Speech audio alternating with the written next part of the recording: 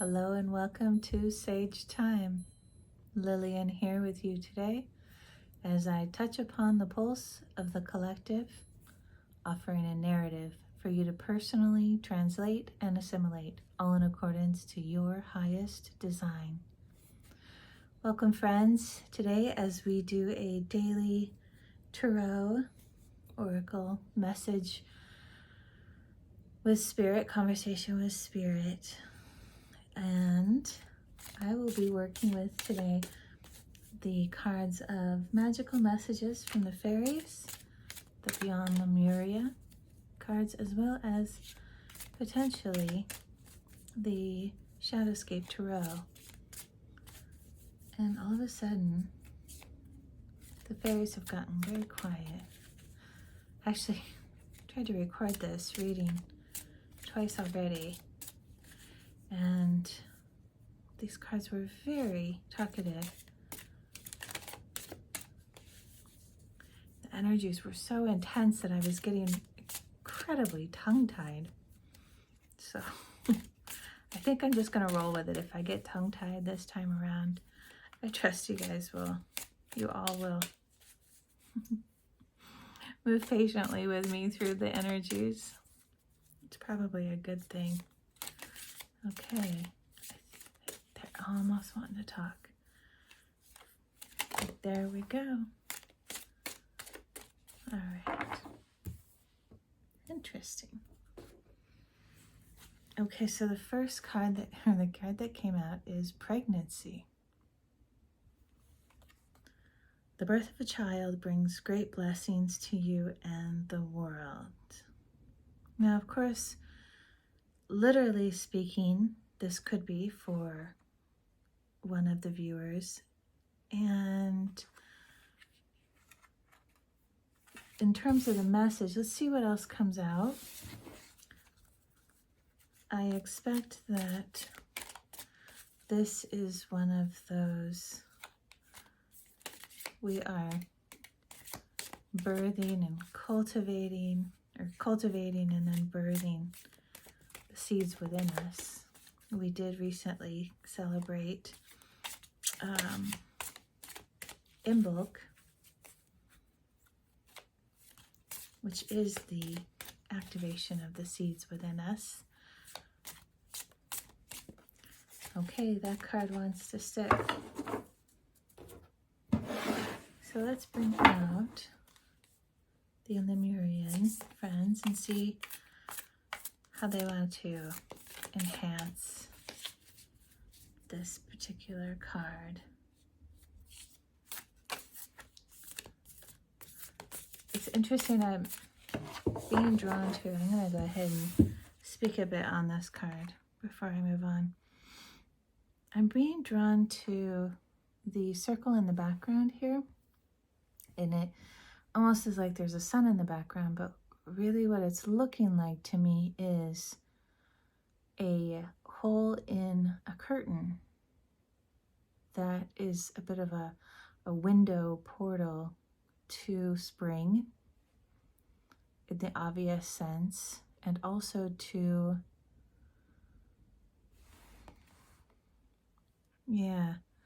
the new beginnings that this woman is creating within herself. And you can see behind her is the darkness, and she's still coming out of it. The back of her skirt is still fluttering and flowing in the dark night of the soul, the shadow work that she's been doing.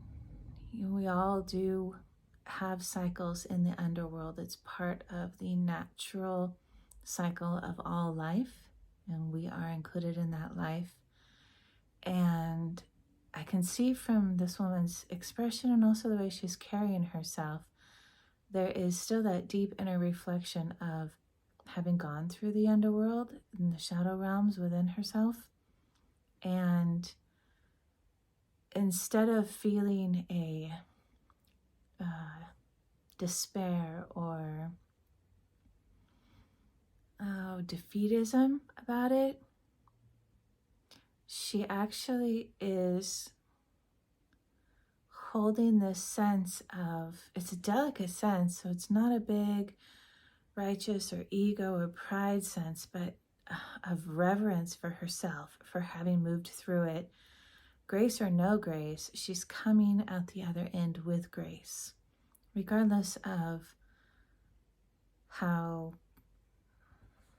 correctly or incorrectly she went through the underworld. And really that is a lot of the point of going through the shadow aspects of the self, the hidden things of our choices, and the consequences of those choices that we don't see and we don't want to see, is to go through that dark night of the soul, that underworld journey, without doing it perfectly. It's a very indelicate process, although we have to handle ourselves delicately in care. It isn't, one would not, I don't think, I've never heard somebody say in truth, authentically, that they went through it with grace the whole time. You know, the whole point of it is to take a good, honest look at ourselves, warts and all, and love that part of ourselves. And that's what I'm seeing her doing here. She's bowed in reverence to her inner child, the woman that she is creating within herself, that she is birthing within herself. A really important part of very profound and intense soul retrieval is the experience of birthing yourself back. And a lot of people will experience that. Not all people, I suppose, but you can experience the part of that process of the soul retrieval as a rebirthing within. It's a physical experience. It's definitely an emotional experience and a psychological experience in different stages. It's also a very physical experience. And so she's moving from the underworld, and there's a completion of her underworld journey, which has been long, but I think the length of it now is being lost to her. Okay, let's see if, keep wanting to say the Pleiadians. I have been feeling the presence of the Pleiadians more and more lately, and I gotta tell you, I've often been very hesitant to reference my conversations with spirit and benevolent cosmic star beings in terms of Pleiadians, Lemurians, and not because I don't believe it. I think I have had enough exposure to the overzealous nature of how those connections have been used by other people in the way that feels kind of inauthentic. And so, to swing the pendulum in the other direction, I hesitated and then the cards came through beautifully. I hesitated from including them in my discussions and narratives with others, and honestly, even myself. It's too many cards. And wouldn't you know, the first card that came out, 3 cards came out as I was discussing my reconciliation with my understanding and coming out of the closet with having conversations with star beings like the Pleiadians. This is the first card that came out. Hello, Star Seer. And in the palm of her hand, she's holding a ladder, creating a bridge from the shadow self into a much higher dimension there in the star, creating a bridge towards a portal, both seeing herself as the higher self and the observer, the witness, and also being within the body of the lower self or shadow self, or really in terms of it being that darkness and coloration, the yin self, which is the material self. We think of yin versus yang. Yin is the dark. That also includes the material world. So yang is considered the heavens and chaos, while yin is considered control and material. It makes sense, right? So here she is, observing herself, climbing the ladder, holding and supporting her material incarnate self, offering encouragement, but there's no emotion there. It's simply a place of observation and learning. And it's bringing all these extra adornments to her being self. Her eye of Horus, her third eye, is bright and clear and quite large and flowing across the top and over the back of the head and down towards the tip of the nose. So there she is, watching the higher self, watching the incarnate self, doing the work, and out comes Realm Bridger. Oop, pardon me, that was a little blast there. Now this is the work of the architect I'm hearing today. You know, when I think of architect, I think of blueprints. And as soon as I said architect, all the blue just popped out of this image and demonstrated to me that a reminder that blueprints in the imaginal realm are not 90-degree angles and little semicircles like we see in blueprints of a house or a building. They are swirling, twirling stars and shapes and geometrical, not just two-dimensional like we would have on a blueprint scroll. They're three-dimensional, and in addition, they are contractive, expansive, they are fluid, they move. So you may have something like in your blueprint of what you're creating in the imaginal realm, something like the seed of life that you're working with geometrically. And within that pattern, you're infusing this inner knowing of what that is that you're creating in the imaginal realm and how it translates and, I want to say transpires, is that the right word? Accumulates in the material world. So here in the world of yang, which one could say is chaos, in truth, I'm seeing the imaginal realm as a realm that is between the yin and the yang, in a sense, not in a linear sense exactly, but it's between the two.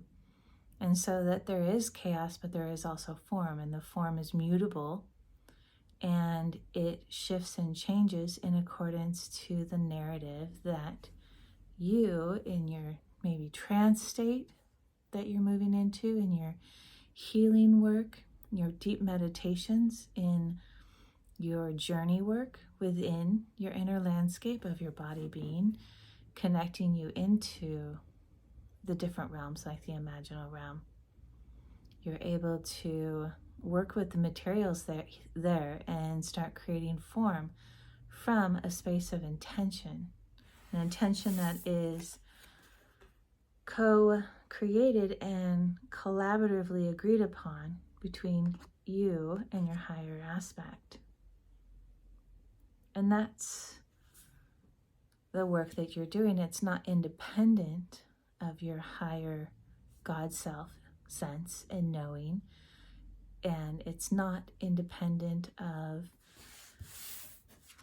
what you learned in the underworld nor of what you know exists in the common reality, or not common reality, the more interactive and manifestation realm. It includes all of those, but it's more than that. It transcends all of it here in the imaginal realm, because in a sense, anything and everything goes, but there is a connection to the higher self and all the lower aspects that recognize timeline consequences and cause and effect consequences, the laws of the universe. While our human capacity can't necessarily hold at any given time, the immensity of things like timeline consequences to ourself, to our soul, to the journey that we have intended to source creator's design, and for us, it's not, we're not in human form capable in our brains to contain all that in one moment and plan and create at the same time. But when we work in connection with these different aspects of ourselves, these different dimensional layers of ourselves, even for those who have done more expansive and perhaps, I guess, advanced work, even various timeline selves where we can play through how different choices result. And at the soul level, what we humans would call a rough or a terrible or a devastating outcome at a soul level is considered an enriching and enhancing experience, one that creates greater intricacies to our star of life in a fractaling sense, inward and within, and outward and expansively. And then we've got this card, the Star Seed Elemental. What I'm picking up on immediately with that card, I hear right away, don't stay in your head. But that feels a little rote, a little basic. I'm trying to figure out how to explain this. The phrase, don't stay in your head, to me is speaking about the different layers of consciousness in the subconscious and conscious thought patterns, and how to work with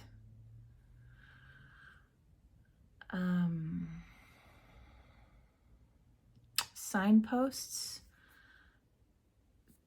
cues, there we go, that while we all need to be able to function in the common reality and the day-to-day needs of our physical bodies, limitations and requirements, and when we get to the doing and the activity and the interactivity with others and the world around us, it's very easy to lose conscious attention to those inner thoughts and feelings, the judgments, the old rackets of stories that really don't pertain to us anymore, but may still be running their gears through our mind and coming out the top, moving towards the creational, imaginal realm and trying to influence that. And so what is coming through on this is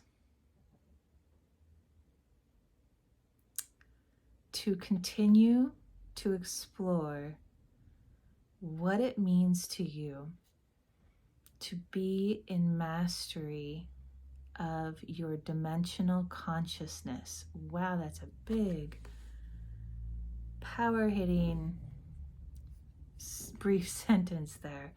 And that seems to be that is the message that's coming through very clearly. And we'll see here in these different, there's stars, there's feathers, there's swirls, there's color palettes of pastels and shades of blues and reds and pinks and so forth. And they're all this fiery, swirly,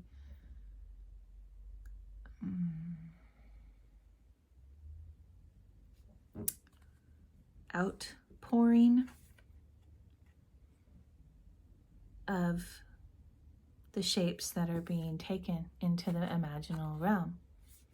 And so to be a more masterful co-creator with your higher self and with the aspect of you that works in the imaginal realm.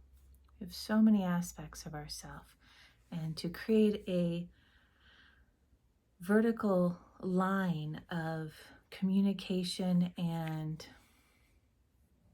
I want to say, consolidation in the communication, so it's not sprigging out all over the place and all aspects of you are aware of each other and in constant communication, while you, the human you, is hopefully enjoying and striving and being challenged and seeking and being inspired by all the things in the common reality, to be able to be awares of all these different parts of you is the mastery that's being called forward for you. And this isn't a mastery that you can ever read in a book. This isn't a mastery that gives you rules and guidelines and what to expect from any guru or shaman or spiritual icon, leader, what have you, because it is uniquely yours. And what works for him or her or them in the world around you, some of it might work for you, some of it might pertain, but it's not going to be your story. It's not going to be your trajectory, and it's not necessarily going to be your solutions. In fact, sometimes it's very much coyote medicine. It's a divine detour to show you, oh, what worked for them is not what works for me, which then can create a whole spiraling of judgment about what you heard or saw or read, and them or you or all the above, and you know, back down into the spiral of reflection we go. So here in this starseed elemental, the idea is to keep the head and its thoughts in this more clear space. And you can see here the spectrum of light is more specified. It's more distinct. And even though it's going out in different directions, horizontally and vertically, there is a center of clarity, that sunlight, the yellow sun that offers clean, clear visibility of space. When we look at the world around us and we see what the sunlight offers us, we don't see yellow upon our garden or the park or even the highway. We see clarity. We see a clearness that offers distinction. And that's what that sun is speaking about here. To hold the head in a recognition of all the consciousnesses and levels that it has to offer, because nothing ever need be dismissed or neglected. That only causes a depression and eventually the oppression, which causes an explosion and chaos ensues. Hold it in awareness, listen to it, and take the pieces that work, the colors that work within a form of creation. It doesn't have to be exactly linear or perpendicular. There's stars, there's wings,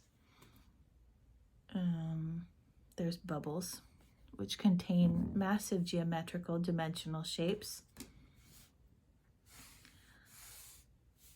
And the point is to remember that you hold the creation and you pull in all that you wish to incorporate it. And as you're doing that, you take one piece of every part of your inner landscape, outer landscape, of every level, layer, and dimension of yourself.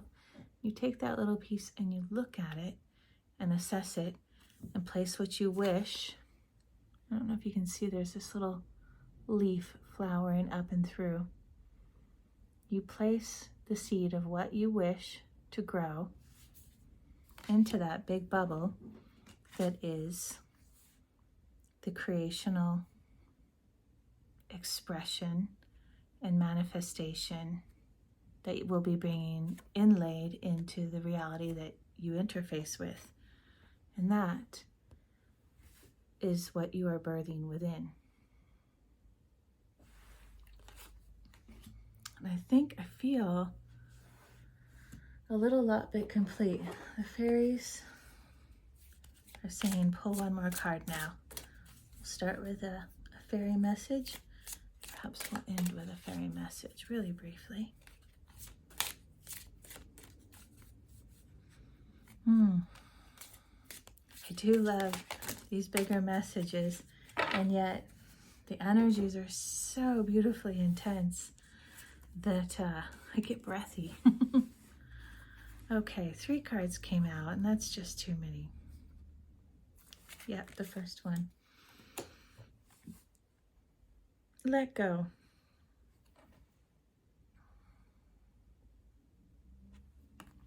As you surrender the need to control, your relaxed energy rapidly attracts your desires. And from that, I would simply say, let go of the details, because the other parts of you know who you are in the common manifest reality. They know what your soul desires, which is within you, which is your pull. And it is without you, it is your guide and your witness and your support and director. So letting go of the details, I know you've heard this probably as many times as you've taken breaths. Let go of the details. Be in communion and conversation with the inner self, the consciousness, all the parts of you. Start developing that recognition and interactive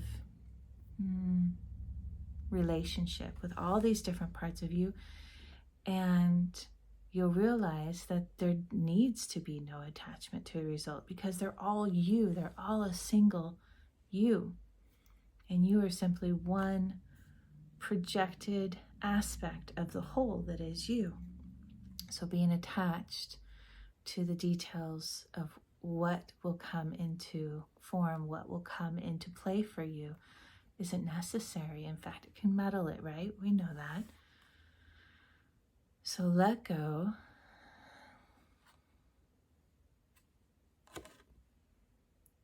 And engage with the natural world around you. The wonder and the beauty of all these blossoms and blooms, the robins singing before you, and go ahead and relax in your nest as you incubate from your heart and throughout all levels of your consciousness. And enjoy that space in that moment, knowing that you don't have to manage it all, because you, the bigger you, has got it all under supervision. I was going to say control, but that just seemed really contradictory. Thank you, my friends, for being here with me today and being here together with each other. Known and unknown, our hearts are connected, and we do beat as one with the Earth Mother's heartbeat. And I know from that space, we all co-create as love and the flow of grace. And that's what we may experience as we open to that space in the natural world around us and the interconnection between us. Much heart and loving presence to all of you. Have a blessed day and night.